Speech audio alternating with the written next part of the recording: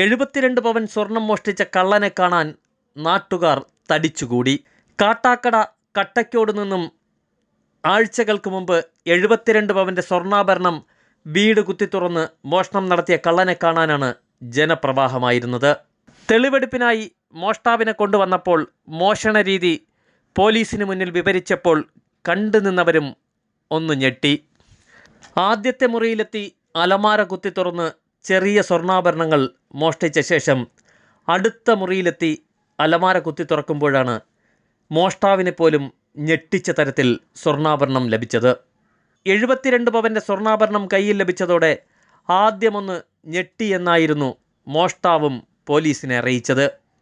വിരലടയാളവും മറ്റും കിട്ടാതിരിക്കുന്നതിനായി തോർത്തുകൊണ്ട് എല്ലാ സ്ഥലത്തും തുടച്ച് വൃത്തിയാക്കിയ ശേഷമാണ് മോഷ്ടാവ് പുറത്തേക്ക് പോയതും. നിരവധി മോഷണക്കേസിലെ പ്രതിയായ ശ്രീകാന്തിനെയാണ് 72 പവൻ സ്വർണ്ണാഭരണം കവർന്ന കേസിൽ പോലീസ് പിടികൂടിയത്. കൂടുതൽ പ്രദേശങ്ങളിൽ ശ്രീകാന്തുമായി തെളിവെടുപ്പ് നടത്തുമെന്നും കാട്ടാക്കട പോലീസ് അറിയിച്ചിട്ടുണ്ട്.